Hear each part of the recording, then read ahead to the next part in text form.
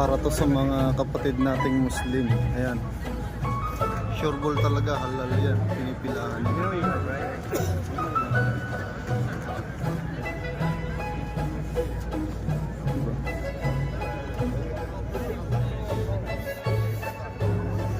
Ayan, nakapila yan sila dyan.